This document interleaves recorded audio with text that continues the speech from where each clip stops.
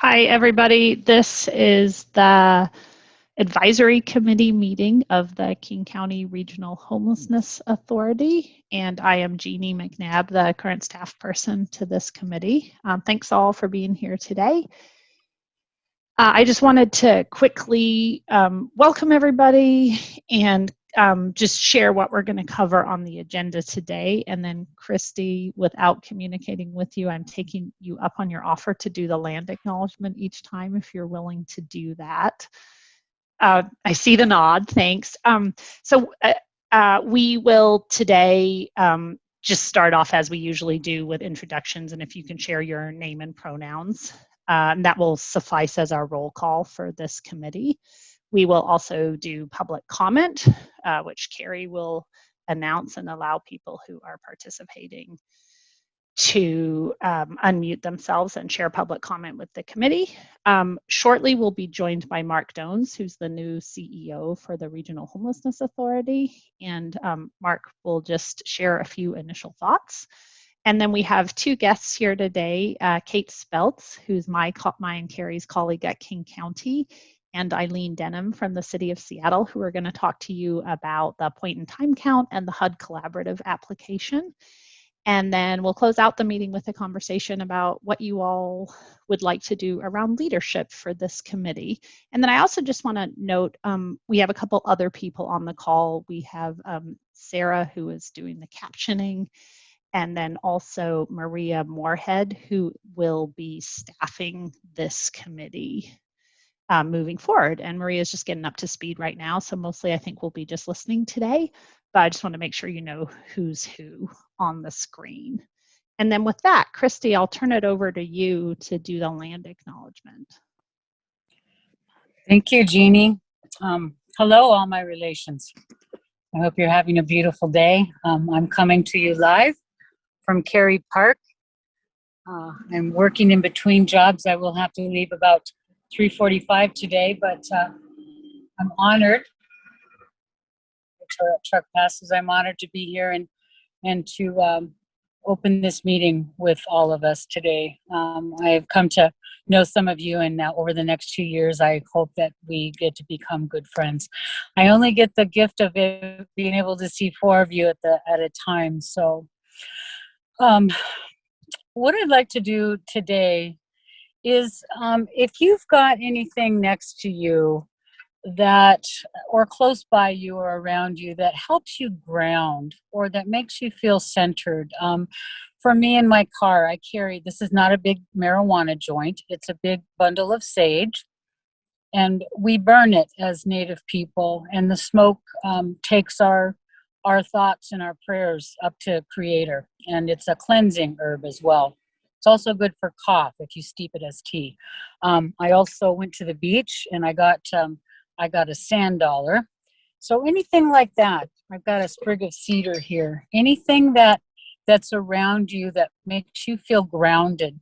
I invite you to put that in your hand right now and just hold it close to you for a minute while we think about Seattle and how Seattle started, and about Chief Sealth, and about the Duwamish people whose land we're on, and that we come together today as a group, knowing that our good intention as a group is to try to ensure housing for everybody, that all of our neighbors have a right to be housed, and that those of our friends and families, our relations that are experiencing homelessness right now, we're going to do our best as their advocates in this community and on this advisory board to see that we can get them to have a roof over their house.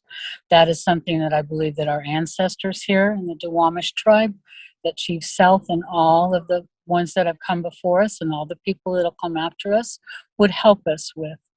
And as you hold your object with you today, just think of all the good intent that you would have in your heart, and to keep that focused thought today as we go forward in our meeting.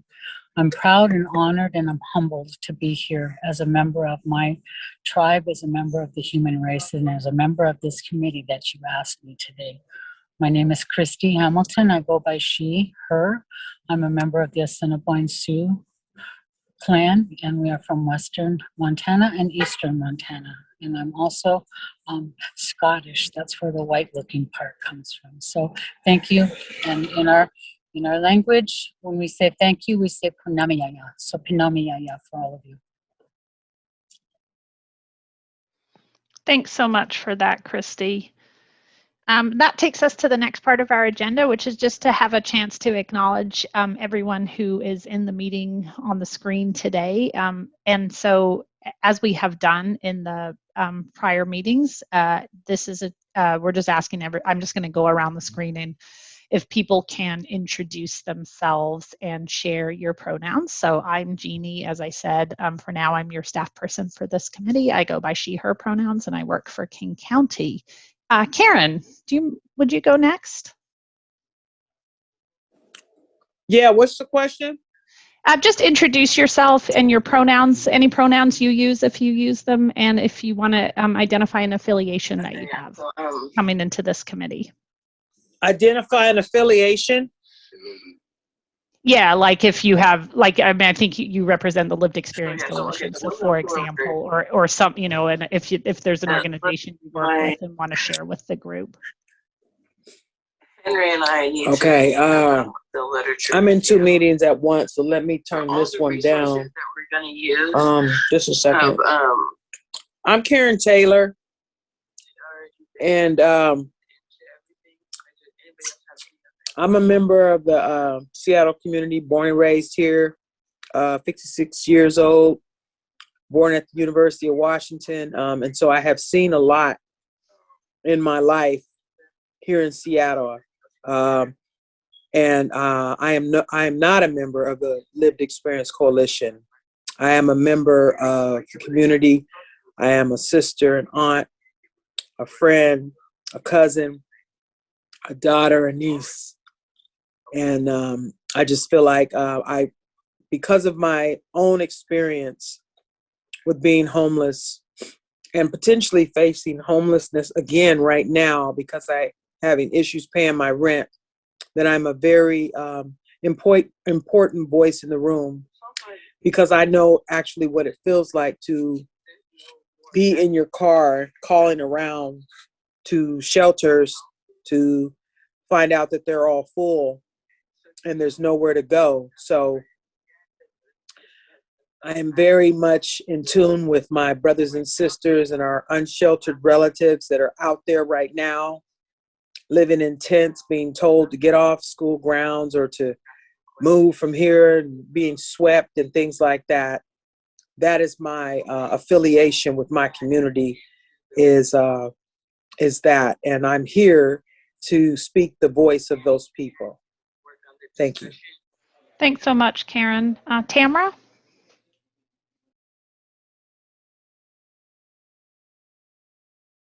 Come on, sorry about that. My name is Tamara Bauman. She, her pronouns. I am a rapid rehousing advocate at Solid Ground, and I identify as Pacific Islander. And actually just today I was working on developing a partnership with the Pacific Islander Community Association of Washington that I'm really excited about, and I hope to bring some of that knowledge to this committee going forward.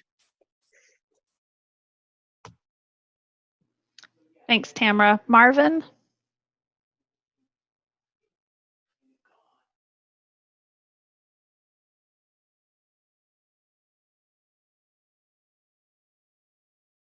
There we go.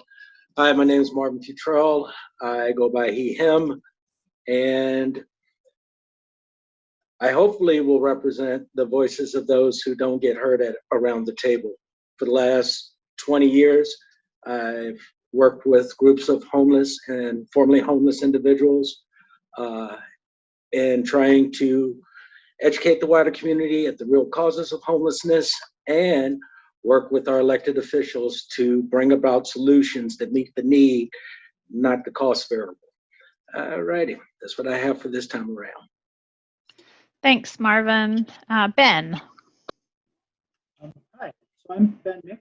I use him, down in South County. It's a little bit hard to hear you, Ben. Oh, shoot, is it using the laptop audio? Do you mind coming back to me? I'm gonna sure. mess with that for a second. Yeah, how about you, Jesse? Sure. Good afternoon, everybody. Jessie Benet. I'm the Deputy Director at the Public Defender Association, which actually doesn't do public defense since 2014. We're a legal systems change organization, and I'm currently operating and overseeing the co-lead program, which works with folks at the intersection of homelessness, committing crime and law violations, and mental health disability and/or problematic drug use. I worked inside government in the Behavioral Health and Recovery Division for about 12 and a half years, up until about a month before the pandemic hit. And I'm a queer and trans person that's been in Seattle. I was born here, but moved away and then came back and been back about 20 years, and have done a fair amount of organizing in queer and trans circles, but I'm also old and don't have a lot of energy given my other work now. So yeah, I'm super excited to be on this coalition, and hope I can offer expertise and sort of insider knowledge of how systems work that can feel like a black box, and be in solidarity with you all to forward the agenda of the advisory group. Thanks, Jesse. I'm pretty sure we've worked together in some capacity for much of that 20 years that you've been back here. Christina, how about you?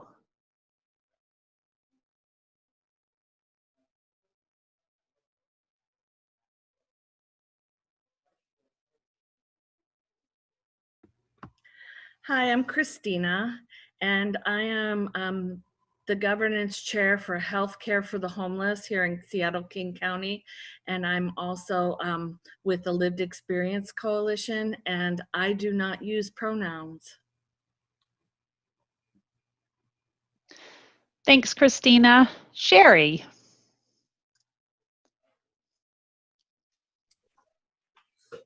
Hello, everybody. My name is Sherry Tillman, and I am a survivor of going through homelessness with my kids, as well as, or lived, as well as intake manager for Mary's Place for homeless families seeking shelter. Thanks, Sherry. Ben, are you ready? Just make sure we come back to you. I think so. Can you hear me? Yes, much better now. All right. I'm Ben Miksch. I use he and him down in South King County. I think that I'm part of here representing, as my day job, I work for United Healthcare, so connections to healthcare and specifically Medicaid managed care. Although my background, I've been an advocate for a very long time, and I also serve on the boards of the Seattle King County Coalition on Homelessness and the Third Door Coalition, which is an organization working to specifically try and provide supportive housing to everyone who's experiencing chronic homelessness. Thanks, Ben. Reverend Brown. Hello, I'm Kelly Brown. My affiliation is I'm the senior pastor at Plymouth Church, United Church of Christ, and my pronouns are she, her. I'm so delighted to be with you today. Let's see here. Robin. I'm like, where is Robin on my screen? Yeah, hi, this is Robin. Oh, there. Yeah. I use she, her pronouns. I am the executive director of the ARC of King County, which is a civil rights nonprofit for people with intellectual and developmental disabilities. Thanks, Robin. Nawishtamai, did I say it right? Yeah, you said it right. Okay. Okay, Nestunetaniku Nawishtamai. Good to see everybody here today.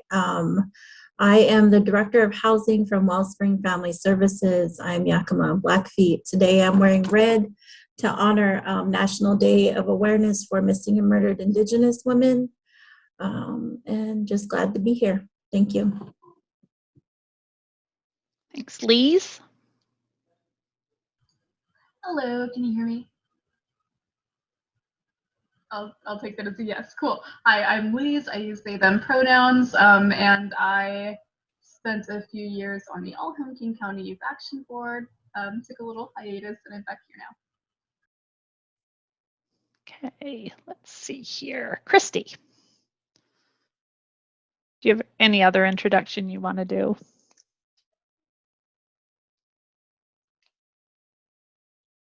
Well, gosh, I think I handled it all. My name is Christy Hamilton. I used she, her pronouns. As I said, I'm a member of the Assiniboine Nation, which is Eastern Montana, and part Scottish as well. I am a member of the Lived Homelessness Experience Coalition here. I have experience and background in nursing, specifically psychiatric nursing. I also have background working with mental health, nursing, and I have a whole bunch of other experience, especially among the streets of Seattle. And I believe that I was appointed to this board because I said I wasn't afraid to go or walk anywhere where there was need and where our homeless brothers and sisters were, and that I would do what it took to help them. And so I'm fearless, and maybe that's silly, but I have a pretty strong spirit. So I don't know what else I can say. It's a beautiful day and my mind's kind of wandering, Jeannie, so apologize for that. It's all good. Thanks for that, Christy. How about Brianna? Yeah, hello everyone. It's Brianna, she, her pronouns. And I'm associated with the Youth Action Board and Lived Experience Coalition, but I'm here to represent myself and myself as a young person and the experiences I've had in relation to homelessness. So thank you for allowing me to introduce myself. Thanks. Maddie Soul?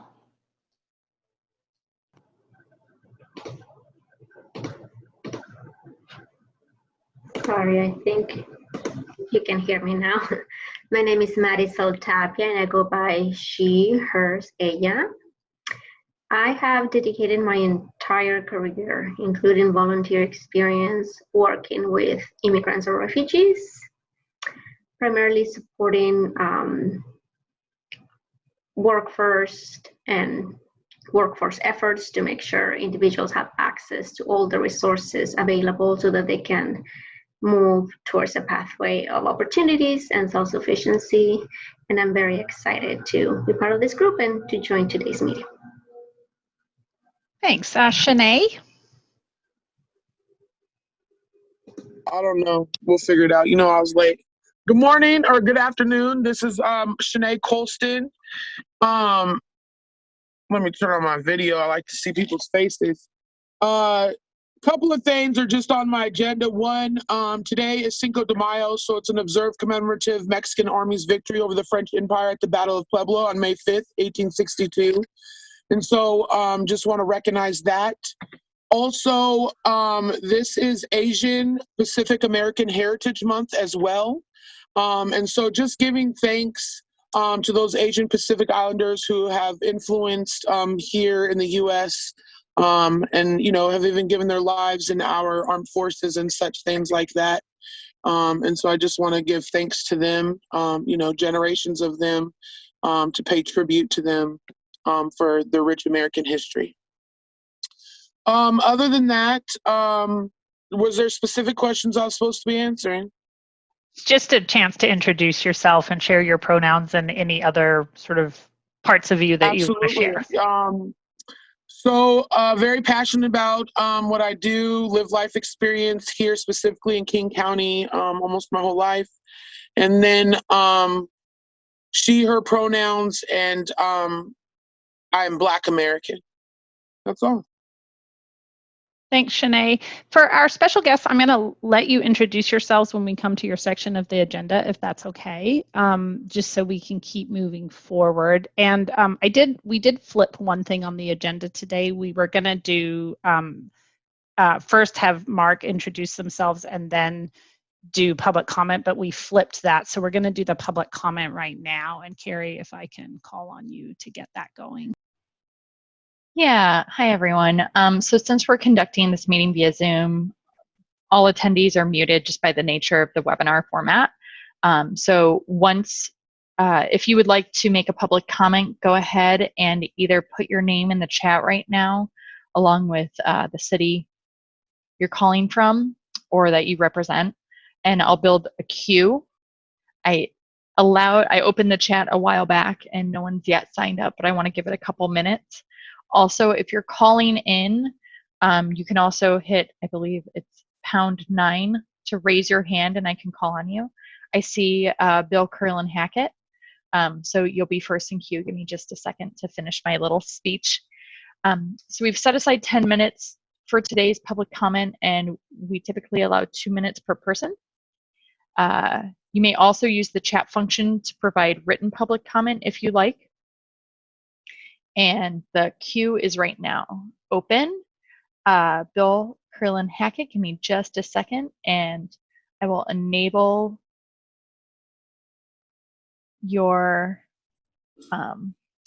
yeah, okay. So you're enabled to speak. Give me just a second here. And your time for public comment starts. Go ahead. Greetings, Continuum of Care Board. I'm Bill Curlin Hackett. I direct Interfaith Task Force on Homelessness. I want to give greetings to those of you I've met in person, and I'll name you Marvin, Ben, Jesse, Christina, Pastor Kelly, a valued colleague, and Mark, if he's listening. I hope to meet the rest of you when we're meeting in person again. Two things. One, I hope you'll publish the members of the COC on the website soon so that those around the county can get to know who you are. Right now it's a little blank, and knowing you is going to be important to the region. And the second thing, and if Mark's listening, he'll get tired of me saying this, HUD is going to limit your capacity to balance our local homelessness spending, but be aware that our unsheltered homeless and near equally are, that our unsheltered homeless are near equally represented as vehicle residents and non-vehicle residents. And yet our spending is about 99-to-1 in favor of non-vehicle residents. So HUD may not let you change that balance locally very much, but I will encourage you to work as hard as you can. We simply cannot leave those in vehicles with the current funding, which I'd have to say is less than $300,000. And you can read how much, when Kate and Eileen tell you how much comes into the region, and the newspaper will tell you, we're spending a lot on everybody else. So I encourage you in your work. It's not an easy job, but I trust you will learn it and we'll work together. So good luck. All right. Thank you so much, Bill. Give me just a second longer. All right. I do not see that anybody else has signed up for public comment. All right. So I'll leave the chat open for about another 10 minutes if anyone wants to go ahead and put some written public comment in there. Otherwise, I'm going to hand it back to you, Jeannie. Do you want me to pop up the slideshow again? Sure. Okay. Thank great. you. Give me just a second.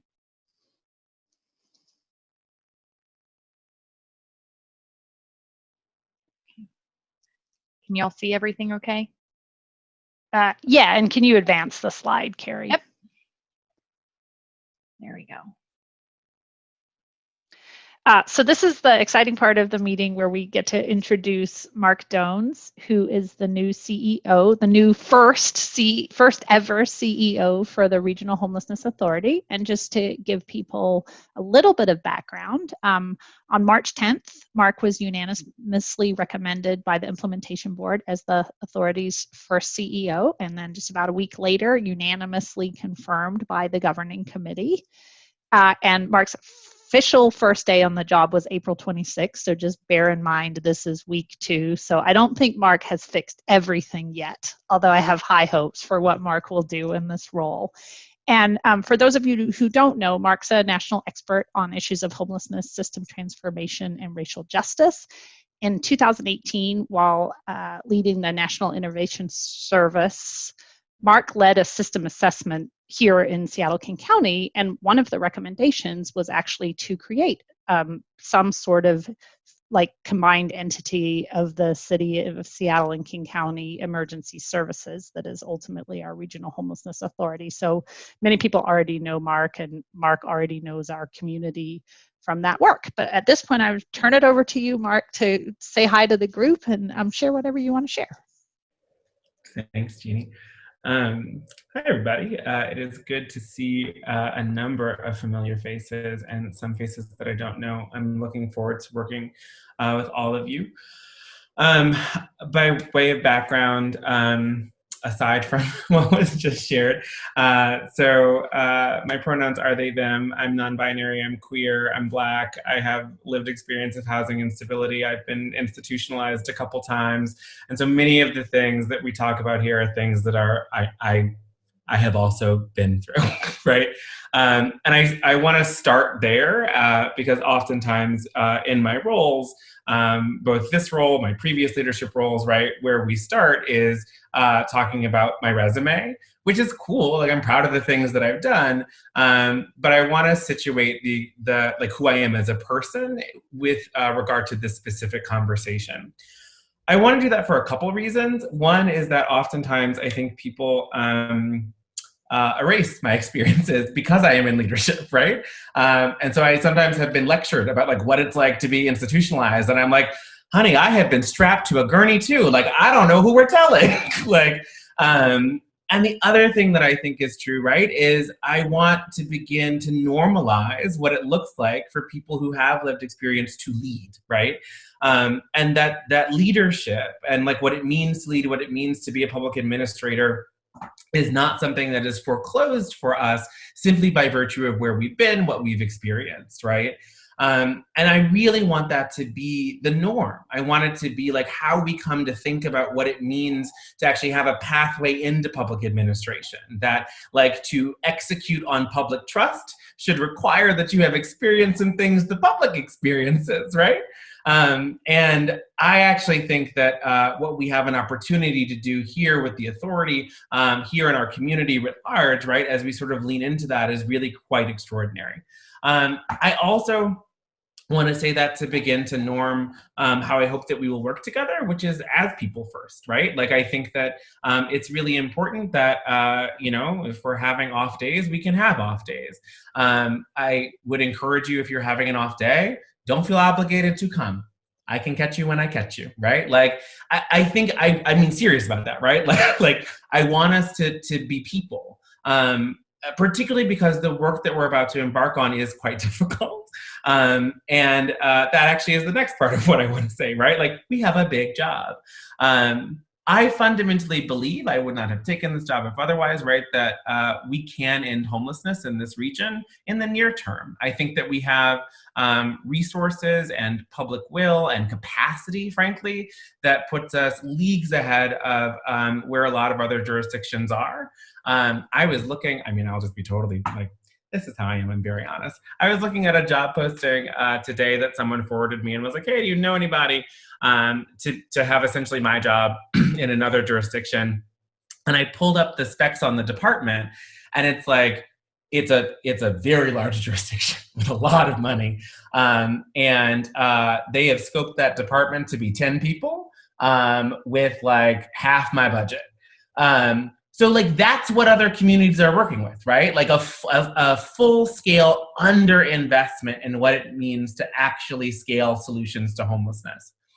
Where we are is substantively different, right? We've got a lot of resources and a lot of, and frankly, more resources out in the community than we have available directly to my administration and my agency's administration.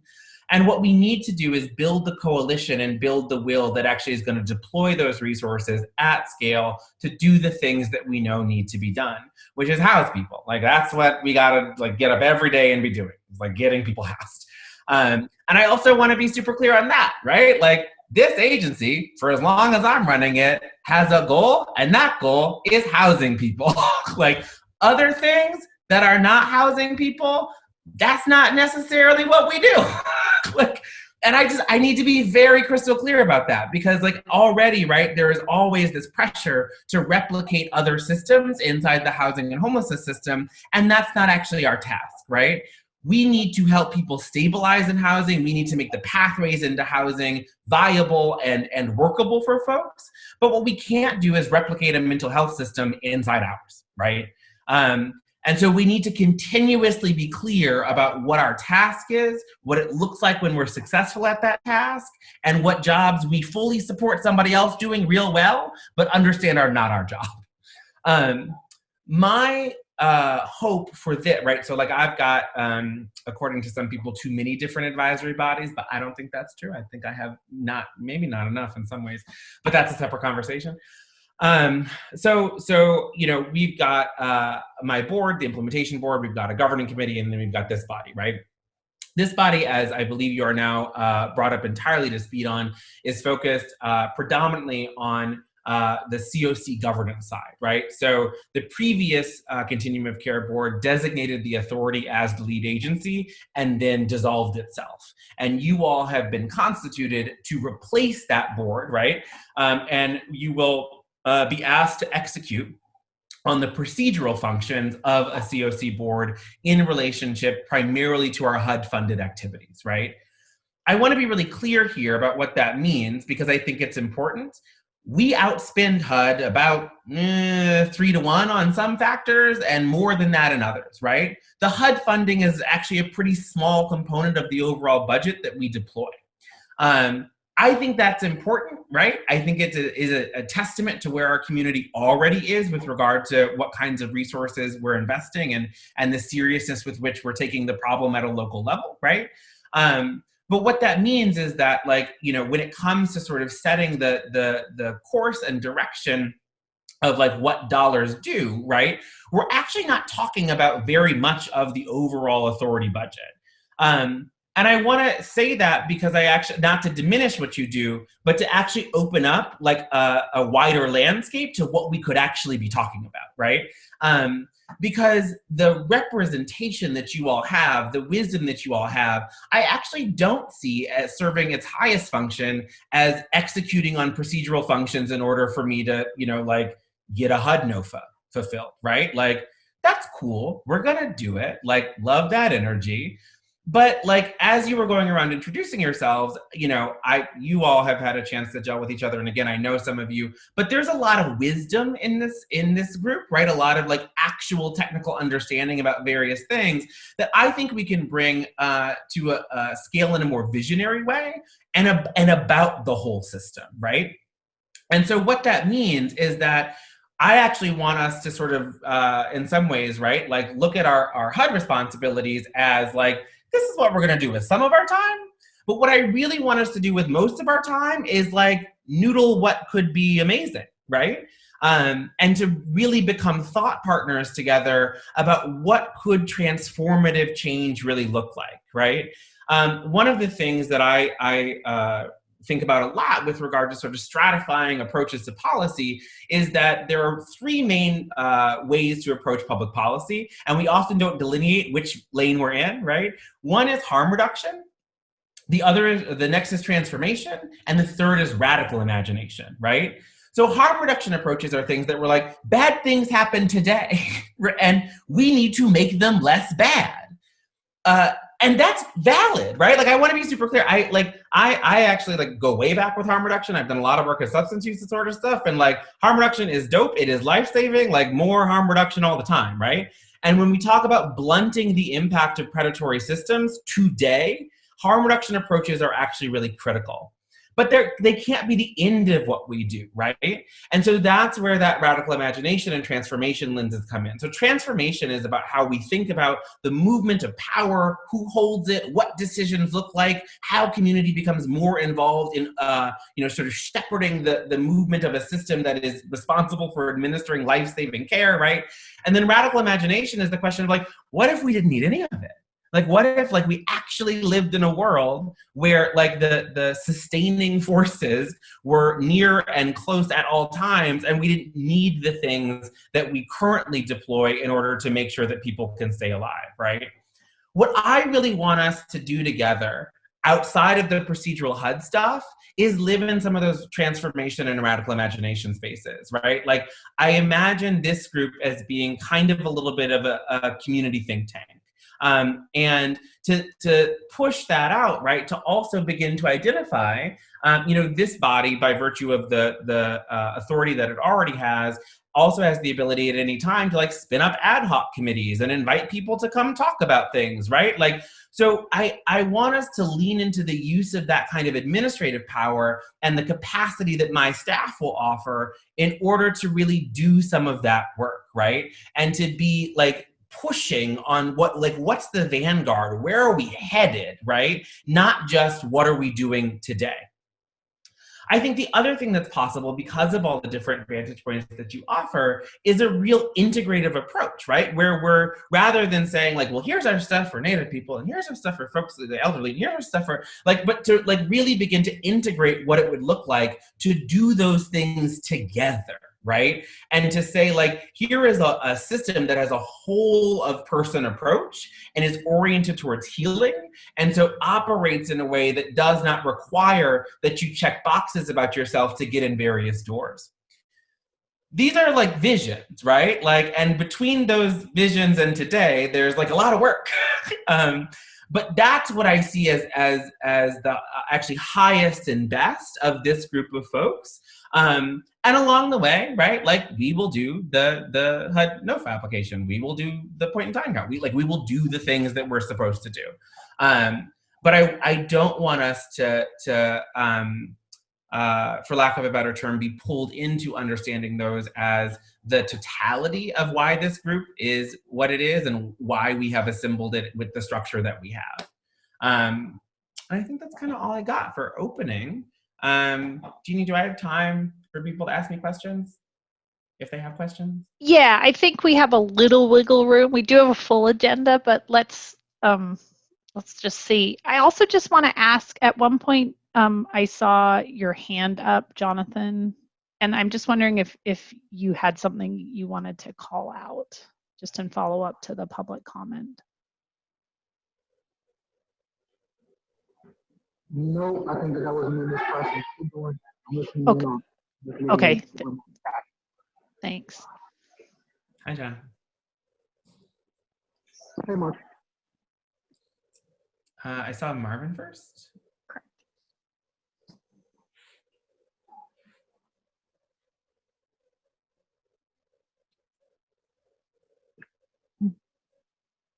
You're still on mute. So I saw Christy Hamilton. So maybe we can go to Christy and then we'll come back to Marvin. Hi, Mark. Welcome. I'm so glad you're here. Thank you. Nice to have a visionary aboard with his dreams in the cloud, but your head firmly planted on earth. I can work with this. I'm a dreamer.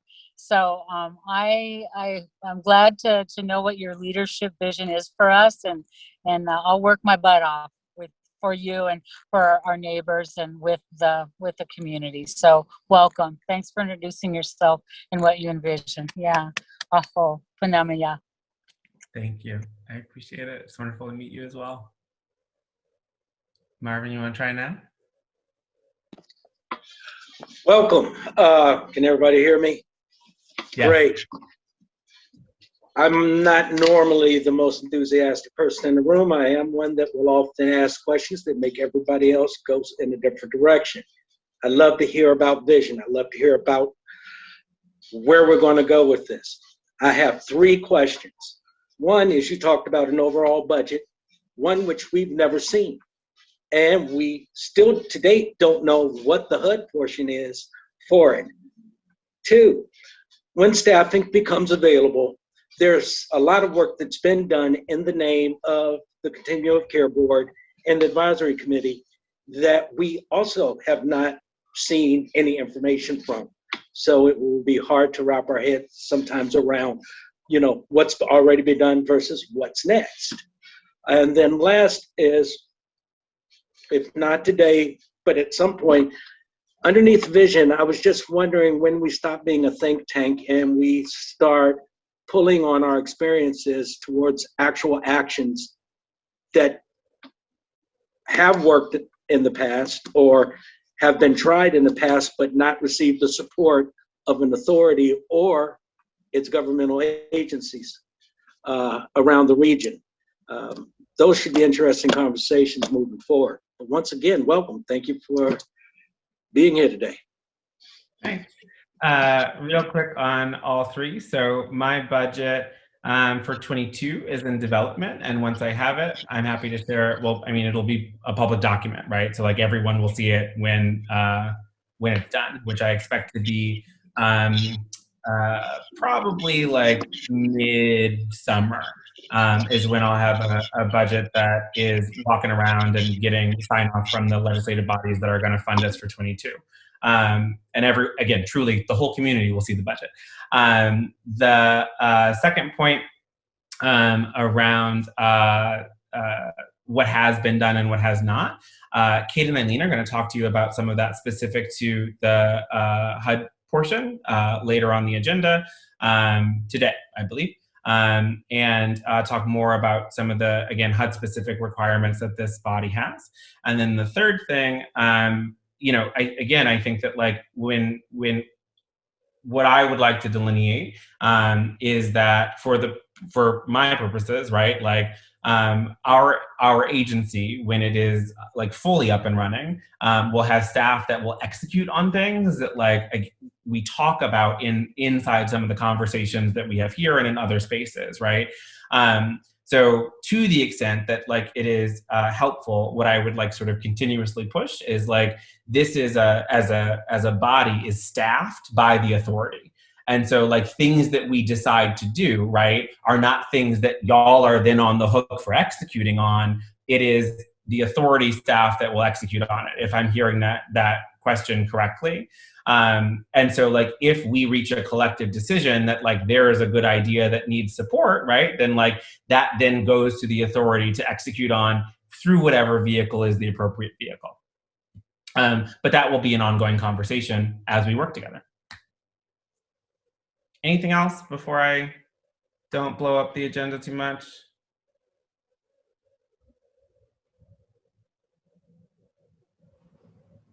Okie dokie. Thanks, everybody. I super look forward to working with all of you over the course of the years to come. I'm hiring right now, lots of different positions, and we'll be hiring lots of people over the next like 6 months. And as folks whose jobs and role scopes are like relevant to the work that we are doing together, right, they'll come be introduced and begin to sort of staff this group in a more robust way and make sure that there's continuity and all that kind of stuff. And super grateful to Carrie and Janine and Kate and Eileen for the work that has been done to date, and Michelle Valdez, sorry, the work that's been done to date to sort of hold this before I was on board and before I am able to hire a whole bunch of other people. Oh, and welcome to, Maria's here too, Maria Moorhead. Thank you, Maria. I know that this is, I think, your first meeting, so thank you. Okay, bye all. Thanks, Mark. And so now I'm going to turn the agenda over to Kate Speltz, who is my colleague at King County. Kate, I'm going to let you introduce yourself because Kate knows all things is how I would introduce Kate, but I will let you say what you want to say, and then Kate's going to talk a little bit about the point in time count. Sure. Good afternoon, everyone. I'm Kate Speltz. I work with King County in the Homeless Housing Programs team. I'm here with you today in the context of the HUD Continuum of Care, this sort of federal fund source process that you are all going to be really significant to moving forward with Mark and his team. I'm talking here first about the point in time count. And again, I'm going to be talking about it as it pertains to the role of the Continuum of Care and the Continuum of Care Board. I don't think I need to spend a lot of time talking about what the point in time count is locally. It's been known as Count Us In. It's been known as the one night count. Seattle has had a one night count for 35 years. Started with Operation Night Watch and Reverend Rick Reynolds and a couple of people experiencing homelessness going out on bicycles at night and starting to think about how many homeless people there were in the community, and it grew over time. The Seattle King County Coalition on Homelessness managed the unsheltered count for a number of years. About 15 years ago, HUD recognized that this idea of a one-night count was a good idea, and they started requiring it as part of the Continuum of Care application and as part of what a Continuum of Care needed to do. So in that sense, this body, in your role related to King County KCRHA, is responsible for making sure that we have a point-in-time count every year. There's two parts to the count. The one part that most people don't think about is the sheltered count, and that is just the folks who are in emergency shelter or in transitional housing on the night of the count.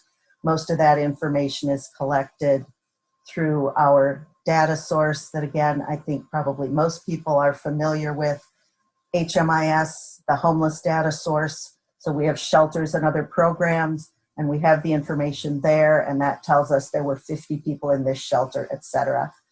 What most people think of when they think of the point in time count is the unsheltered count. And here locally, we generally do both a sheltered and unsheltered count every year. HUD requires that we complete a sheltered count every year and an unsheltered count every other year in the odd numbered years. So locally, we have always chosen to do one every year. It's part of our long time tradition. We are required to do it every other year in terms of the unsheltered count. And we did 2021 would have been a year for an unsheltered count. There was a decision made not to complete it this year because of COVID and all the complications that that brought into things. HUD approved a waiver so that it was not necessary to do one in 2021. But what HUD usually does, we'll be talking later about our competitive application for funds. And one of the things that a local continuum needs to do is make sure they do the counts as required every year. And then some of the numbers that we collect through that count are also part of our application. The next count will be 2022.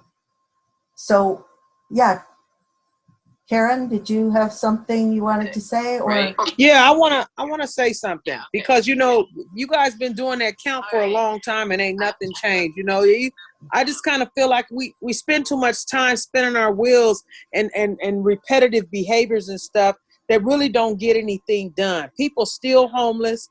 You know what I'm saying? I think that we should concentrate on that, like Mark said.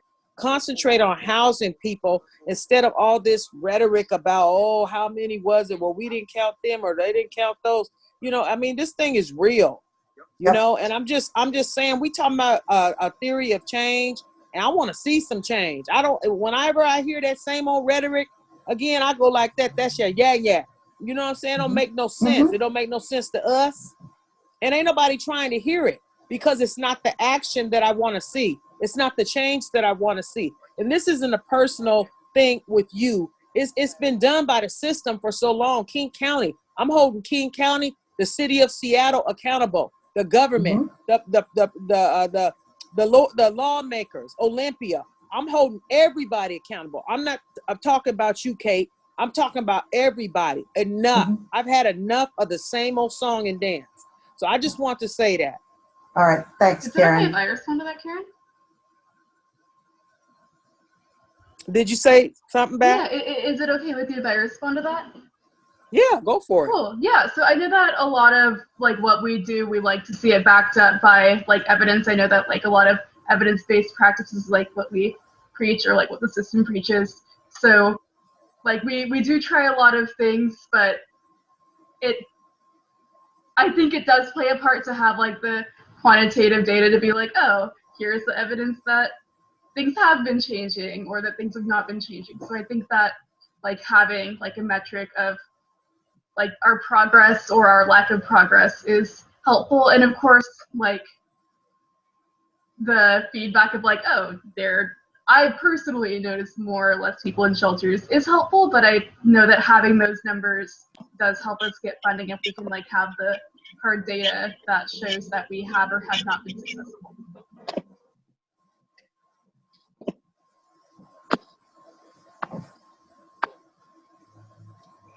I'll leave a little more space, but I'll just talk a little bit more about sort of what the requirement is, and then maybe you all want to have a little more discussion amongst yourselves with the time allotted for the point-in-time count. There is a point-in-time count required in 2022. What will be required is the sheltered count.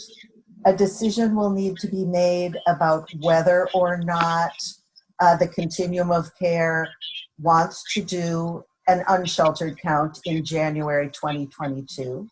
And while that seems a while out, if it is something that the continuum wants to do, there will be some planning that it will take in order to do that. Just to give you a little history, the last 5 years or so, All Home was in charge of implementing the point-in-time count. And they worked for the last 5 years with a consultant group that helped implement the unsheltered count. And so, again, with what Mark referenced earlier, the kind of decision-making working with KCRHA, Mark and their staff, and also working with all of you, a decision will need to be made about whether we want to do an unsheltered count in 2022.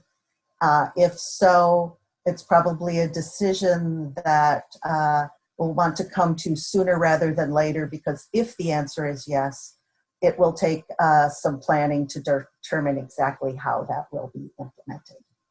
And then if that's the case, I think we should do a count on how many people are benefiting off the homeless too. I think we should do a count of how many people are sitting pretty. Let's count them. Kate, can I interject briefly to add something to what you're saying? Certainly.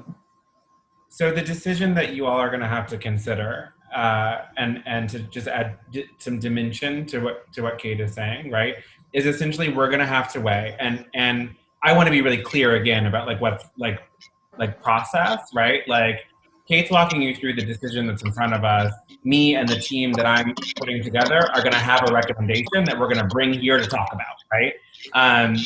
But what is for us to consider are like the public health implications, how far out of COVID we are, like that's the conversation that is embedded here. Is like it's a cost benefit analysis of what is helpful in terms of information we might need, satisfying our HUD requirements, et cetera, versus seeking a waiver because we feel like the conditions that we would do that count in are not yet stable enough, right? You can't skip out on the count when people are dying out here on our streets, and then you skipped out on the count in 2021 because of COVID already. Like, that's not even an option, I don't think. People didn't stop dying because we weren't counting them. People didn't get housed because we weren't counting them. It's actually increased, and we've actually seen an increase in BIPOC people being prevalently really underserved and not housed, right? So we need to count everybody and anybody. We're not skipping out on no count this year. So that is the conversation, and that's what I want to be clear as what the absolutely. That's the decision point that I want to be clear that everyone sees as in front of them. And then I'm going to jump to Marvin, and then I'm going to jump out of Kate's part.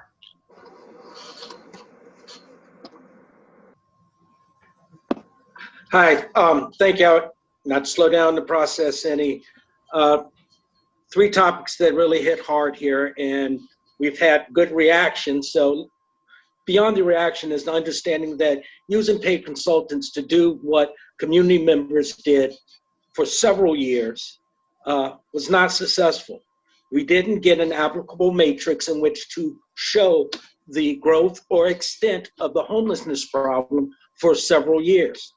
To even contemplate not counting unsheltered people is hopefully not part of a larger conversation we're going to have, because those are the ones that are in need and looking for housing. And if there are planning needs, we are well behind in our probably timeline for work to do this year. So we need to be sharing what those needs are and how that those who are willing can help fulfill those needs. Thank you.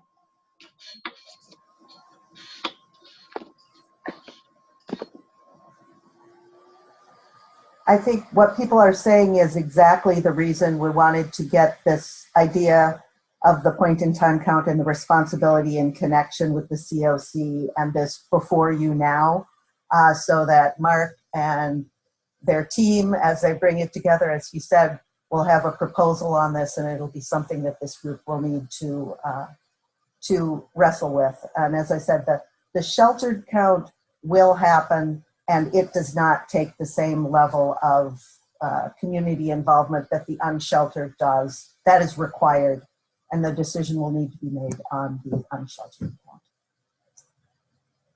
And I don't have a lot more to say on that. I'm glad to answer any questions, but just wanted to put that basic information in front of you. I think we need to talk about that. You guys got to figure out how you're going to get a team together using COVID precautions to go count people. And the reason presenting it today is sort of the you guys is the continuum of care, and it is it's us. KCRHA. We're going to tell you that. Is that true? Is that what you're telling me? That we as the continuum of care here can tell you that we want to count and that you guys need to use personal protection equipment to go do it? No, Shanae, but you are the, I don't know if Mark has anything that he would add. I might be confused on what you're asking or what my question should be to you. So I'm just looking for clarification. Sure. No, what I'm doing that's is going to be a they on Mark, not a he. Oh, yes. Thank you for reminding me. I get it about 50% of the time, so keep calling me when I get it wrong. I'm here to present the concept of the point-in-time count, and as it has happened in the past, and that it is something that is required of the continuum of care. The continuum of care is now embodied by KCRHA, Mark, and the team they bring together. And you are the continuum of care council board. I can't remember the exact term that's being used, advisory committee. Yes. So Mark and their team will be putting together a proposal with regards to the point in time count for 2022 and bringing it to this group for discussion. Great. Now I completely understand. So we just need to know that it's going to happen and that precautions will come, and Mark is going to bring us his presentation and recommendations, and then we're going to say yay or nay. Thank you so much. Their proposal. Yes, but along the way, we're going to talk about it because it is not a straightforward decision. I want to be really clear about that. We can talk about, I mean, we're not going to talk about it today, but I want to be clear, there are other members of this committee who are nodding their heads when I say it's not a straightforward decision. And so we collectively will talk about it. So you guys are telling me that it's a timeline and it's time sensitive and we barely meet and get together as it is. And so I'm just, again, following in regards to like what Karen says, I need timelines and dates. That's something that I've said from day one. And so I need to know when you expect to, I guess, talk about it if it's not going to be happening today. Yeah, we'll, because of the overall timeline, the latest we will look to begin to make a determination around this will be June, July. Great, thank you. So that's when we'll start to have more robust conversation about it. I'll also say that, like, as has historically happened with committees of advisory bodies of this kind, right? Like, you might decide, because as we dive into it, there's like quite a bit of meeting or conversation that needs to happen, that you want to spin up an ad hoc body of, a couple folks who are like really interested in having this specific conversation and want to focus on the point in time count. But that I think is a subsequent decision that we should make collectively in relationship to an actual proposal and what the body of work looks like in terms of vetting it. And I just super quick want to say I've noted this for the June agenda. And Shanae, I want to also acknowledge you did make a request for a timeline, and I am working on that. I don't quite have it done yet, but I want to make sure you hear that I heard that request and I am working on it. Thank you very much. It's just really important to the work that we're doing that we have timelines and deadlines in place to hold us each accountable and responsible for our roles. Yes, definitely.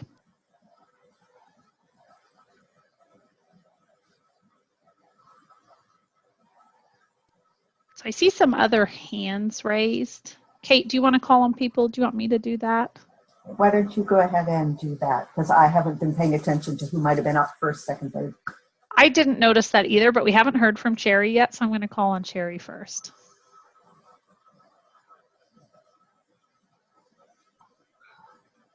Actually, this was for Mark, so I don't know if I can wait if we're going to go back there. But so I just want to understand. So like I know that you said you'll bring an agenda to us or whatever we make a decision, we're gonna talk about it. But what happens if like we don't agree?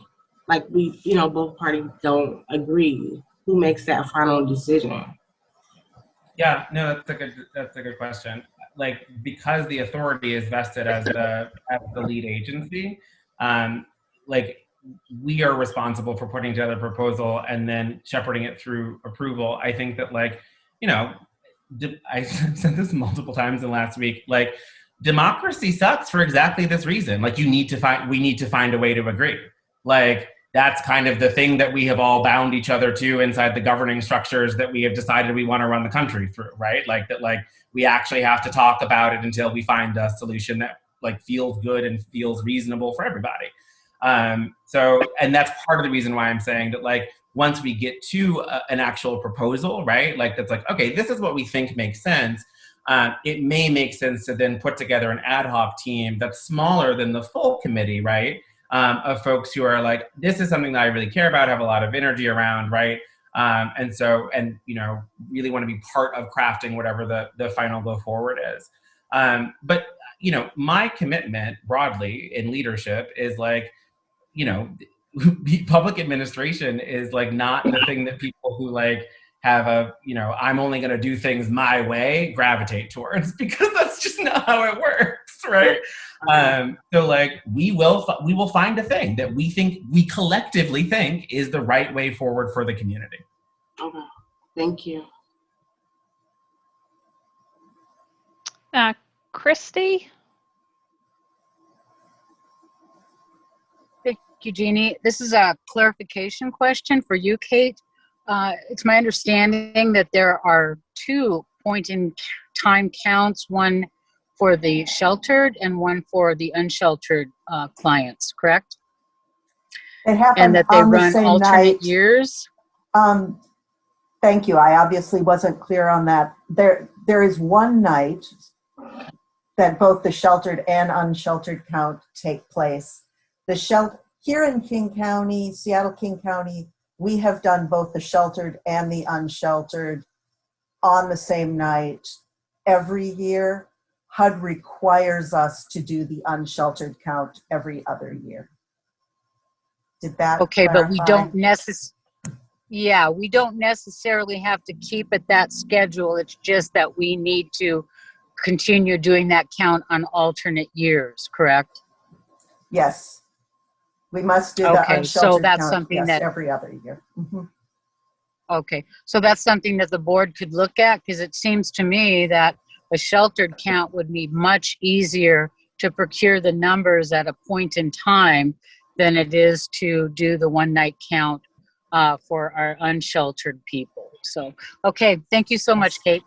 Thank you. Kate, I have a question for you. I should know this, and I forget.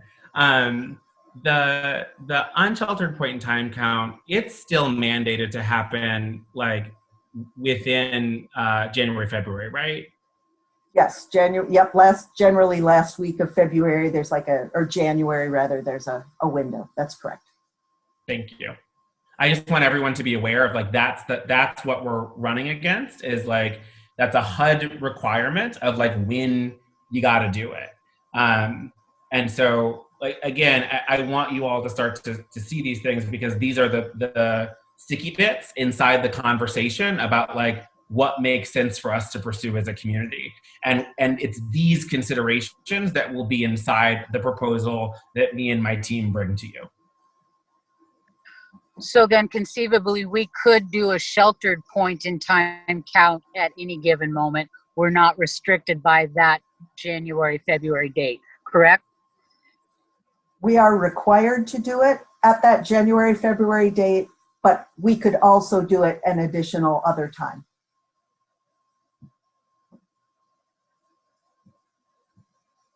And Marvin, the sheltered count, correct?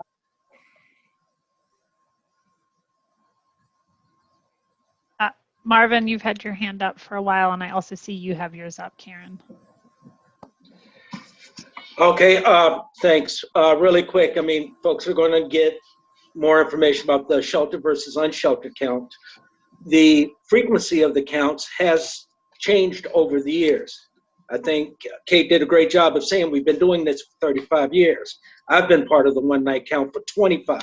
I remember the early days and how we did the counts. I remember going out in January and June just to see if we could capture, numbers that were reflective of what we were experiencing as organizations working directly with folks. That is going to be a good part of the conversation. Mark, I want to be as clear as possible. Your vision is not the experience of most folks that are sitting on this committee at present in the way that our governmental organizations have worked with us in the past. So for us, it will always be learning to trust new systems as they come into place. We hope they're democratic. We also understand that there's a power matrix normally put in place that says, we will tell you what to do, not ask you what you think should be done. And that is a conversation that we will probably be having each and every time we meet. So we really look forward to the ongoing work. And thank you for the suggestion of maybe having ad hoc committees to break out some pieces when needed so that good conversations occur around them. And maybe more of what we see and want gets put into the planning and the decision-making process of the staffers who I unfortunately didn't want to ever think would not be the same as everybody else, that they would be working with us with us as much on what we are trying to put forward as, just putting together proposals to pitch to someone. Yeah, Thanks. I think on the first point about like working styles, right? Like, yeah, we're building a new system, and like much of what I have discussed and much of the reason the authority, the legislative structure of the authority is the way that it is because we're trying to do something different, and so like there's a lot of unlearning of how we have collectively operated previously. That we're going to have to, continuously work on breaking down those behavior patterns together, right? To the point of like, sort of again of like roles, like my orientation, right, is that it is our job to put together plans and bring them here to talk about, right? Many of the people who are on this call have a lot of other stuff to do. And so the expectation, I think, should not be that people will be in the weeds with us on the crafting. That doesn't mean that we don't get to go in the weeds on decision making, right? It doesn't mean that there are portions of it that are black box. It is quite literally that like, we're gonna bring you something that is like baked enough to talk about. As opposed to expect you to like get in the kitchen and like stir it up with us. But to continue a cooking metaphor, right? Like we're not gonna put it in the oven until, again, we all are like, this is the right thing to bake. If that as a real rough metaphor on cake making, but I hope that my intent was clear. And then Karen, you've had your hand up. Yeah, and this isn't a question, this is a comment. And like I said earlier to Kate, this is not a personal opinion of any one person, but I systematically, procrastination, analysis, and counting people, they're treating people as if they're a herd of cattle or a box of rocks. It doesn't work for me. It doesn't work for me. It doesn't work for the community. What the community needs is humanity and to be recognized as humans that deserve a place to live and love. That's what they need. We spend too much time and too many dollars that are allocated for them on processes and analyzing and all that stuff that I just cannot stand. And if people don't like me because I can't stand it, I'm sorry, but that's just the truth. When I see a man smile because he's got a new place to stay he's getting training, he's getting drug treatment, he's getting mental health treatment.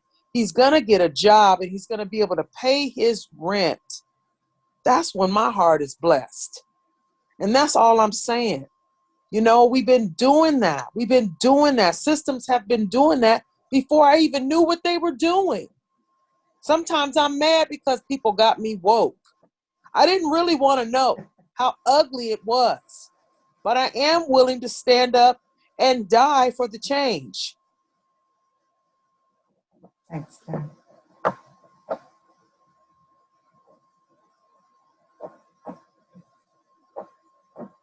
So I just want to check in on the agenda. We're a little bit behind what we laid out for timing. We had built in a 5-minute break, which you all had indicated was important given the intensity of Zoom meetings. Do you all want to take that break right now for a couple minutes? And then when we come back, Kate and Eileen will talk about the collaborative application. And I think we may not get to the last item on our agenda about leadership of this committee, but I have some materials I can send you and we can table that till next time. Does any concerns with that plan if we take just about a 5-minute break right now?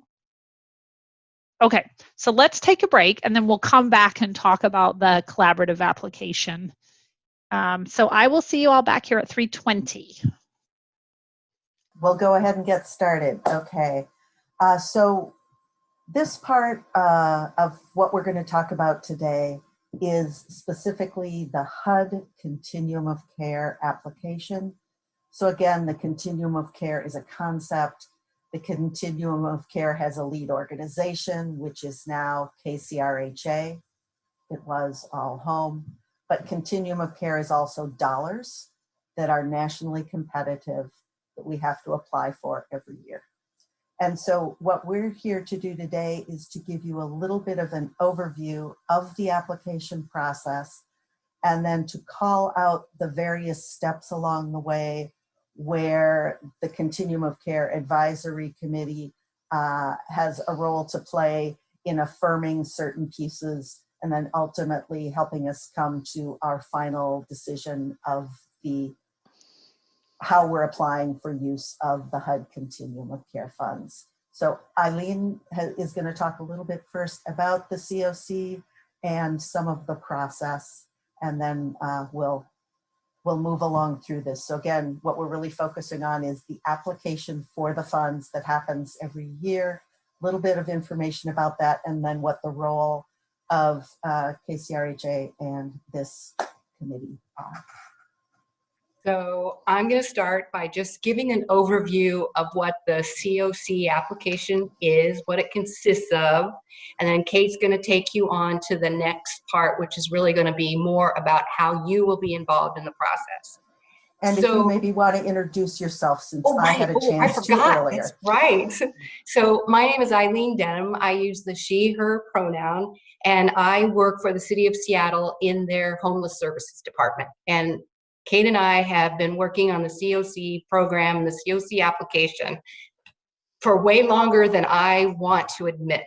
So this is probably 2021 will be our 21st NOFA application. So we have been through many, many permutations and have been shoulder to shoulder with HUD when we used to submit this thing in paper. To now we're submitting it electronically. So we have been doing this a long time. And I just want to say also welcome to the advisory board. It's going to be a pleasure to work with you because you will be meeting with us again in the future. As Kate said, the COC application is a competitive application. It is not a block grant. We don't know from year to year whether we're going to get funding. We don't know how much that funding is going to be, and we don't know what that funding application is going to look like. So every year we wait for something called the Notice of Funding Availability, or NOFA, and you will always hear us say NOFA. We're probably not going to say that whole long sentence much anymore. We wait for the NOFA to be released because that is the vehicle through which HUD actually adjusts and changes the program every year and articulates that through the NOFA. what they do with the NOFA is try to further their own goals around ending homelessness using national best practices and the own information that they have at hand, including some of the information that we give them through the one night count and other kinds of reports that we provide throughout the year. It is a competitive application. I also want to tell you that there are about 350 to 400 other continuum of cares across the country, and we compete with them using the same NOFA template. Funding comes through this NOFA that I say is published every year. HUD publishes it in the Federal Register, which, in case you wanted to know, the Federal Register is the vehicle that they use to for their federal rulemaking process. So really the NOFA is almost regulatory in a way. Want to tell you that our last NOFA was FY 19. We will miss the FY 20 NOFA, which was non-competitive due to COVID. So the last competitive application we had was for FY 19. That NOFA was released on July 3rd.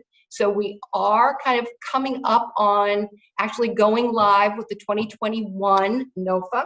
We had to submit our application on September 30th, 2019. HUD gives us about 60 to 75 days to prepare our application and submit it. It is an electronic application, thank God, because I'm telling you, our other applications used to be anywhere from 1,000 to 2,000 pages long, just so you know. And all those pages had to be numbered. It is very tightly formatted and very highly prescribed. So we don't have a lot of flexibility within the application. HUD sets out its questions, it sets out its formatting, and it sets out what its expectations are of every COC that wants to apply. I want to also tell you that the COC process for the NOFA is actually turning out to be a year-round process. It used to be that we would carve out about 3 to 4 months out of a year, start, stop, done. Now this NOFA process lasts almost all year long. And it begins with a registration process, which usually starts in January. The continuum of care have to officially register and let HUD know that we want to apply. We've done that. That registration happened in January, so we've already signaled to HUD that we know we want to apply for FY21. We have to then submit something called a grant inventory worksheet. So we have to let HUD know in advance of the competition all of the projects that we will be including in our at least application. So it's called the grant inventory worksheet. Right now we have about 56 separate projects in our grant inventory. We need to decide which one of those, well, we don't decide. We are going to tell HUD that those are the projects that we'll be renewing. Generally, the grant inventory worksheet generates what is called the annual renewal demand, which we will talk about later. But the annual renewal amount or annual renewal demand really is telling HUD, this is what you should expect from us. It helps them know that we will be applying for, or our share is going to be, this year will probably be approximately $50 million. So our annual renewal demand will likely be in the range of about $50 million on behalf of an array of 56 projects. The NOFA application itself consists of 3 parts. The first part is what Kate and I now cannot stop ourselves. We always call it Exhibit 1, but it is what HUD calls the COC application. And Kate, I want to make sure that you jump in if you think I'm going too deep or getting us, going down the wrong path. HUD calls it the COC application, but I will forever be referring to it as Exhibit 1. It is our planning document. It outlines for HUD what our strategic response has been to homelessness in our community based on specific performance indicators and benchmarks that HUD has developed. It is mainly a objective performance data that we respond to with a few opportunities for narratives. It is telling HUD how well or not so well we did in addressing these performance benchmarks. One of the big pillars of Exhibit 1 is our point in time count and our housing inventory count and data coming out of HMIS. So just so you know, in the past, we had a lot more latitude in being able to use our verbal skills, be able to talk about what we did, be able to embellish what we were doing, whereas now we aren't really able to do that. We rely on HMIS, we rely on project performance, so objective data. We have to respond to the objective data that comes out of our HMIS. It has made it a delicate balancing act when we don't perform as well on the objective criteria as we would like. We have to then sort of craft that to say, okay, this is what it looked like during this operating year, but this is what we're doing to address that. This is some of our future actions to help improve this performance criteria. That's really a lot of what the Exhibit 1 looks like. Exhibit 1, again, addresses our strategies and action steps for ending homelessness. I talked about system performance. Some of those things include how well are we doing at reducing first-time homeless? What is our success in moving people to permanent housing? What are we doing about reducing the number of people who return to homelessness? So what do those data points look like for us? We need to understand, and we need HUD to know that we understand the number of homelessness in our community and that we have good, solid, reliable HMIS data. They want us to talk about our strategic planning efforts around addressing homelessness for specific populations. So we talk about ending chronic homelessness. We need to talk about ending youth homelessness, again, by going towards specific data points and benchmarks out of our HMIS. Ending family homelessness, ending veterans homelessness. Again, this is responding to questions that HUD asks us. These are reflective of HUD's priorities for its national response to homelessness. And the last thing that they want us to respond to is our coordination and engagement with the community. And by that I mean our inclusiveness, making sure that we include, again, people with lived experience, all organizations, public housing authorities. Are we including victims of domestic violence and the organizations representing victims of domestic violence? And how well does our continuum of care work with other mainstream programs? Making sure that we are leveraging these housing dollars, and HUD is really, really focused on the fact that these dollars are housing related dollars and that there are millions and billions of dollars that go into our community from other mainstream resources, Social Security, HHS. How are we coordinating and helping our programs coordinate with those other benefits and resources to help folks move out of homelessness and take advantage, the full advantage of all of those things? And they also really look at how well we're doing at again, this is getting at the goal of increasing income. So increasing income and housing stability go hand in hand. All of our responses to these questions are reviewed by HUD. They give us a score based on how well we performed and how well we responded to those questions. That overall score is very, very important to us and has a big impact on the second half of the COC application, which is what we call Exhibit 2. So Exhibit 2 is the individual project-specific applications that are part of our total application to HUD. So we submit a planning application, which is where we get the points, which is how we get our money. Again, how we score, how well we score, helps us in ensuring that we will continue to receive our $50 million. It also helps us ensure that if there's any opportunity for additional funding, that we can secure that funding for our community is based on our overall COC application score.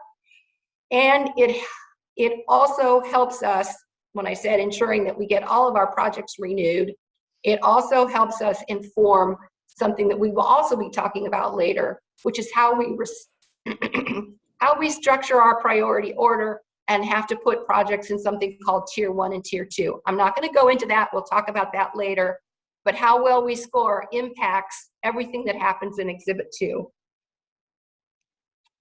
So on Exhibit 2, this is probably where we will be talking to you the most. Exhibit 2 is our local application process. HUD scores Exhibit 1. We actually are responsible for scoring and rating those applications. Excuse me, did I say? HUD rates and scores Exhibit 1. We are responsible for rating and scoring all of the applications that go into Exhibit 2. We have a process that we've been using for years that works well for us. That process begins with something that we call an intent to renew. We ask all of our currently funded projects to tell us what is their intention around applying into 2021. Number one, that sort of kicks off our local application process. At the same time as we're asking applicants to tell us their intent to renew, we also begin to collect and evaluate HMIS data for each of those renewing projects. HMIS data gives us very objective performance information on a number of scoring criteria which are tied very closely to HUD's own evaluation criteria. So some of those scoring things look at, movement to permanent housing, stability into permanent housing. Again, they're objective criteria. We let applicants know that we will be pulling it. They need to make sure that their data is clean and good, and we pull that information. We then follow that up with what we call Phase 2 application, which is our opportunity to collect information that we're going to need, number one, to be able to respond to questions in Exhibit 2, but also for them to give us responses to some non-HMIS questions. And those non-HMIS questions are, many of them are narrative questions related to what I'm going to call our COC values and prioritization considerations. So we ask them to narratively respond to things like commitment to housing first, low barrier housing, ensuring that participants have a voice, equity, and connection to mainstream resources. We craft questions related to those things, we review them, and we assign a rating criteria. The Part 2 application also gives us information that we do not get out of HMIS, but are also very important to evaluating an application, which are what we call sort of effectiveness rating criteria, which are things around, are you spending your dollars? If we're giving you this funding, we're expecting you to spend it. Are you spending it the way you should be? So at least 95% of your funds are expended every year. And it's funny why it just left me. It's spend occupancy. So we also expect that a program is going to stay full, and we give points for utilizing their resources to the maximum. Phase 1 and Phase 2 scores are joined, are merged, and from there we produce a preliminary score-based rank order. From that score-based rank order, we will then move into the next phase of the COC application. I see Kate, she's getting ready. But the next part 3 of our COC NOFA response is developing something called the COC priority listing. As I said, HUD gives us a score for Exhibit 1. We are responsible for evaluating all of our applications that are in Exhibit 2, and we are responsible for ordering those from highest to lowest in something called a COC priority order. There is a lot of strategy that goes into developing that priority order. It certainly is score-based, but you have to know that part of Kate and my job is making sure that we maximize every single dollar that we're eligible for. So we want to balance projects that are performing. We want to balance projects that are meeting our COC values and priorities. We want to be able to balance the geographic distribution of projects, population distribution of projects, and we want to take into account, and this is where Kate's going, I'm segueing into her part, and we want to be able to balance what HUD is also signaling to us in the NOFA application. So, as I said, there's a lot of strategy that goes into the COC priority listing, and Kate's going to talk to us about that. So this has been a lot of words so far. We want to let you know we will send you a link to last year's Exhibit 1 that she was talking about, and then you'll have a sense of what we're talking about there, and a document that sort of talks about these different steps. So we'll make sure that you have that. I am, as Eileen said, going to start talking a little more about the final phase of the application, which is how we come up with a priority order that we think best positions us to maximize the amount of funding that we can get from HUD. HUD does at the beginning of the year come up with a fair share. If they were to just block grant the money, they've identified fair share nationally, looking at population and poverty rates and many things. Our fair share is 10 million. Our renewal amount is 50 million. Projects in this community started applying for these dollars earlier than other communities, and have been performing well. And our community, while we know we've got a heck of a long way to go, has also done well with these resources. So we have to think about how we're going to apply for the dollars. And this is where we will be having touch points with this committee and working with KCRHA. And I will say this year, Eileen and I will continue to staff the application process. We're going to be working alongside Mark and the KCRHA staff that they assign to this process, so that we're transferring information about, this is what we know about the process. This is the way we have been doing it. This is why we have been doing it this way. But then moving forward, KCRHA will be staffing this and moving the process forward for in future years. I am going to just share a few documents, not so much for their direct content. I know you're going to be tempted to read all the details. No, again, we will send these to you.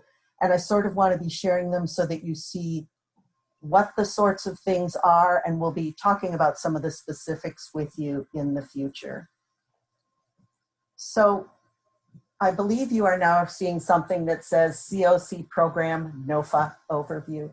And this is the sort of information that we would be providing to you once HUD finally releases the NOFA, and we've had a chance to read it, and we're finding out what their direction is this year. So one thing that's referenced here is the Tier 1, Tier 2. Kate, can you make it bigger? I'm sorry, it's really small. Oh, I'm sorry, of course, I think I can. Okay. Let's see, look at that. There you go. You taught me how to do that, Carrie Flory. Thank you. One of the things that's referenced here is the Tier 1, Tier 2 ranking approach. So we have to submit a priority order, as Eileen said. We generally write a strong enough Exhibit 1 that we feel very confident in our application.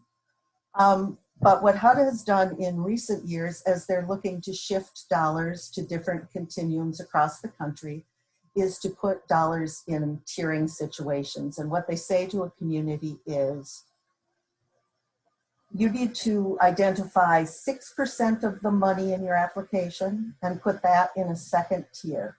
Tier 1 is generally guaranteed renewal funding. If the projects are performing, there's nothing that's really out of line in what they're doing. They're generally, if they're in Tier 1, fairly assured of renewal. Tier 2 is a little more risky and more competitive. And that's where it's important that we score well as a continuum. The better we score, the better our Tier 2 projects have a chance of being funded. I will say up until this point, we have never lost any dollars for our projects that are in Tier 2, but that is always a possibility. And that's why we really need to be very thoughtful about how we rank. So what we would provide is information about what we're eligible to apply for, how much HUD has said we have to put in Tier 2, a little more at risk. And then also every year HUD will have some other opportunities for bonuses, for example, and then we'll make note of that so that ultimately we say this is what we can apply for as a continuum. And then we will provide you with deadlines. This is a HUD-driven process. There are final deadlines for submitting all the pieces. We also comb through and find little details that say, but if you do it 2 days before that, we'll give you 2 extra points. And we want to get every point we can. So there are some very firm deadlines. And so that is another thing that you will notice as we start to move through these various steps. So what are some of the pieces that we will be bringing to you as we are looking at this? Take just a moment here so I find all the right buttons. Excuse me. I want to share documents.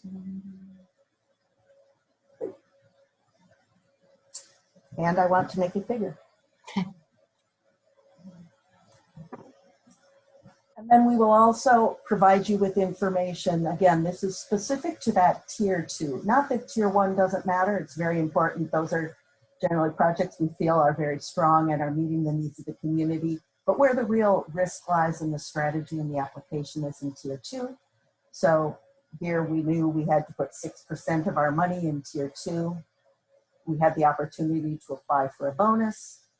And then there was also this particular year a bonus specific to domestic violence. HUD tells us how they will be scoring the projects in Tier 2.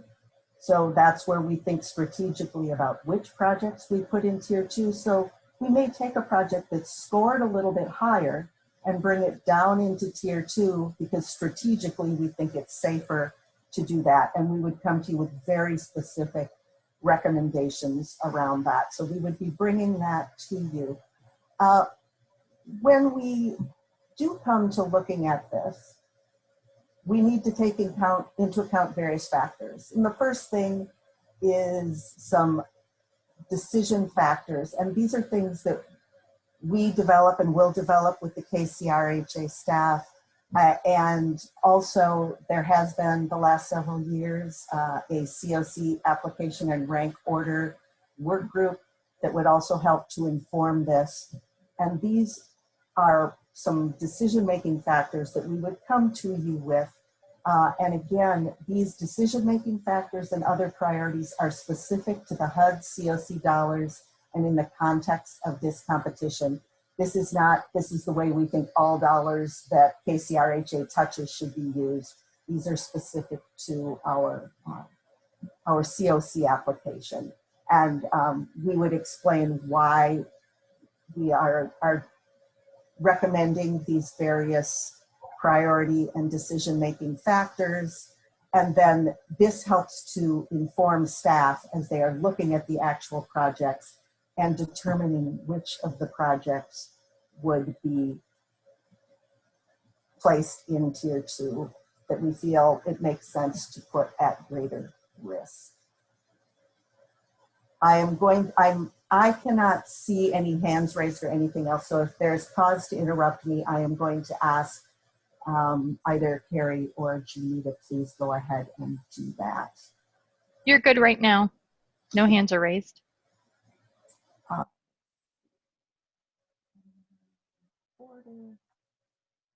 This is our next document, so I want to look at it and see. Oh, right. So this is where we talk about HUD's goals and approaches. HUD has been focused very specifically on chronic homelessness in recent years. They have other things that they will be emphasizing. And so we know we need to take this into account in terms of recommendations for tiering and also recommendations for what would I say? For tiering and for bonus projects. There we go. Then we also will come to you with a recommended set of COC program values and prioritization factors. And again, just a reminder, these are specific to this process, these COC dollars, not for all dollars in the continuum, but it gives us a way to look at that. And again, we will be developing these, working with KCRHA staff and application work group. And so we will send you all of these documents. These are the documents from the 2019 process, as Eileen mentioned. And what this all comes down to is a lot of what people think of in terms of the application, which is the priority order list, which are the projects that are being applied for. I am going to find that document.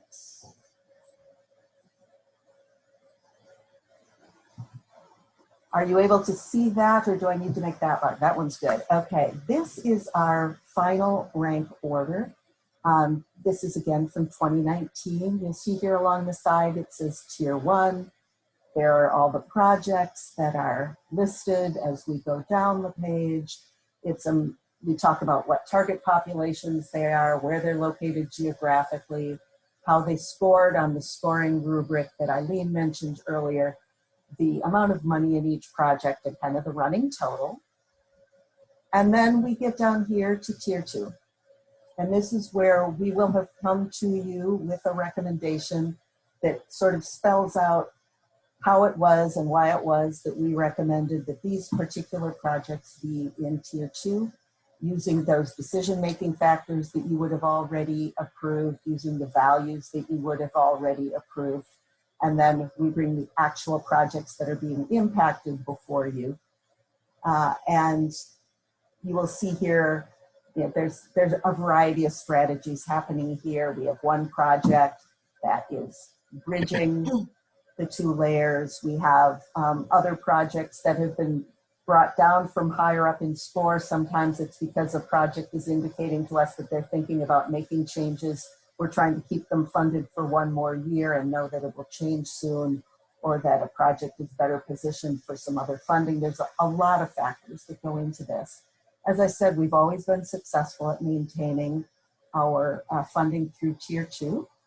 We also then have an opportunity to apply for bonus. We apply for every dollar they let us apply for. So we put in an application for permanent housing bonus this year. We applied for a domestic violence bonus this year. COC planning dollars, which are dollars that would be used by KCRHA. We are allowed to apply for those, and we can only use those for planning dollars. So those are not dollars that are taken out of the program. Those are dollars that HUD allows us to apply for specifically for planning purposes. This particular year, we maintained all of our projects through Tier 2. We were awarded a domestic violence bonus. We were not awarded any of our bonus applications this year, and that is actually the first year that we did not successfully add additional bonus dollars to the award. But this would be another point where we would be coming back to this group to say, with the values we've talked about already, with the decision-making factors we've talked about already, this is what we're recommending. And then that that rank order and the Exhibit 1 are submitted to HUD together, and then we wait what sometimes seems to be an unreasonably long time for their decision. Expectation for timeline, we never quite know. They've gotten more consistent in recent years, so I think we would probably expect to see a NOFA in July. And we will say one of our frustrations is they release the NOFA, but sometimes it's several weeks before they release the application. Until you actually see the questions, you don't really know what you're going to be responding to.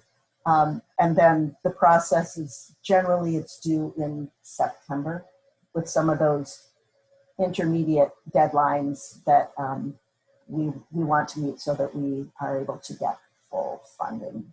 And then they generally have it submitted in September. And the HUD's ideal is to get us the awards announced before the end of the year. Hasn't happened very often recently.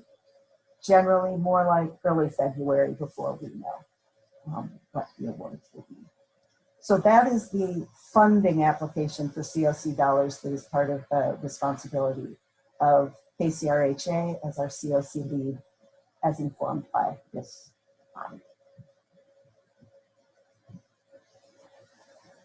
Thanks for that, Kate and Eileen. That was a lot of information, I know, for everybody to take in. And what I heard is Kate say, you know, we'll pull together materials and send them out to all of you with the notes, and then put this back on a future agenda so you have a chance to ask questions and also as the process proceeds. Does anybody have a burning question they need to ask before we start to wrap up? Christy has her hand up. Oh, thanks for that, Carrie. Christy, did you have a question? I did. Thank you so much for that, Kate. And I wanted to ask if those applications were standardized and formulaic grant applications, and if we have grant wizards available who do these sorts of things. Or are we going to become the grant wizards? I think, Mark, they're going to hire some grant wizards. So clarity, right? Again, this is why now I think you see why I have said consistently, you will not do these things. We will do these things, right? Like, so the Kate and Eileen, as they said, have graciously agreed to shepherd the process until there are folks on the authority side to begin to hand things off to. At which point we'll go into a transition mode where they'll train up whoever we hire, right? And be like, this is how we have been so successful at this. And we'll say thank you and ask a lot of questions. And then what we will do here, right? Like as this team, as Kate and Eileen said, right, is talk about the principles, right? Like, what are the principles of the COC? What are we trying to get done? Like, and then my incoming team working with Kate and Eileen will turn that into HUD intelligible language, right? Like in the grant wizard way. But this, I want to be really clear, like this is the interface between trying to do something transformative and needing the federal government to fund you, right? And that is exactly why I said, right, some things are just going to be a conversation, and it isn't going to be like, oh, we're just going to do this. Like, there is always going to be a tension between that is a third of our budget and we want it, and we got to get it every time. And what is the thing that we're trying to do as a community? And that conversation is like the bedrock of that tension, right, forms the conversation that we have as a group.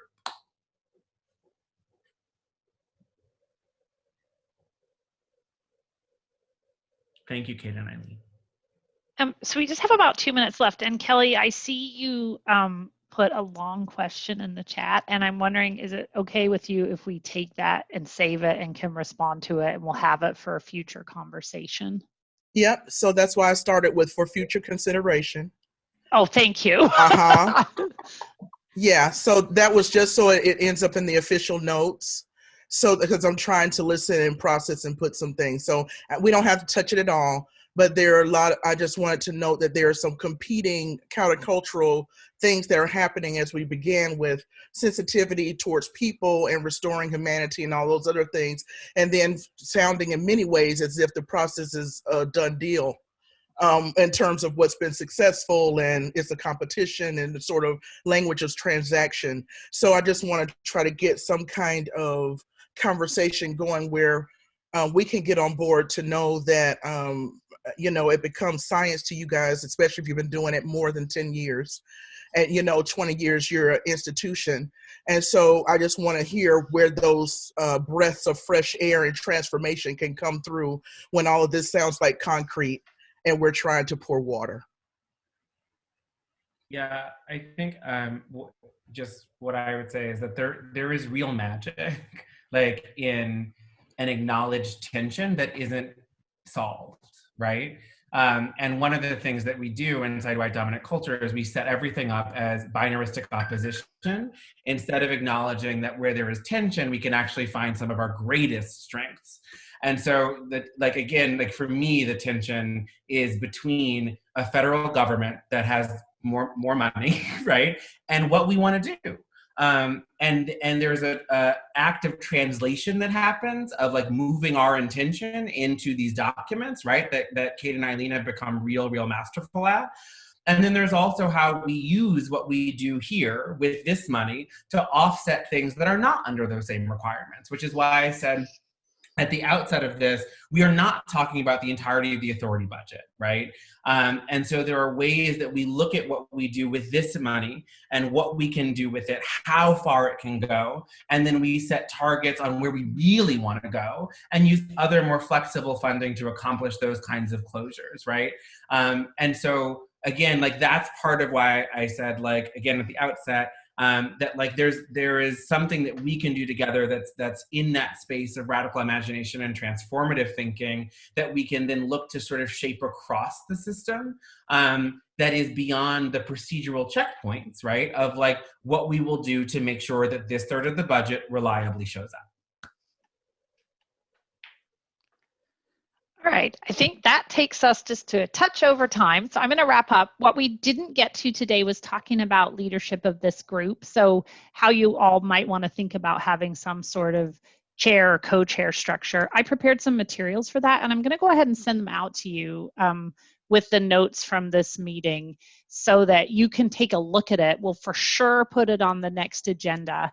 And but hopefully you can look over the materials in advance. So if it's something that any or hopefully several of you are interested in doing, you'll have had a chance to think about it. And I would say certainly I would be available if anyone has questions about it. And I'm guessing Mark and staff as well. And so we'll put that on next month's agenda. And just to note, you will get, we have not sent you a calendar request for that meeting. The time we came up with for these meetings was the first Wednesday of the month from 2 to 4. We were waiting to do that because we want it to come to you now from the official Regional Homelessness Authority calendar, but we will get that to you, if not this week, early next week. I just want to make sure people know that that is coming, and it'll be from a different calendar. Thanks everybody for sticking with it. These 2-hour meetings on Zoom are long. Have a wonderful afternoon. Bye.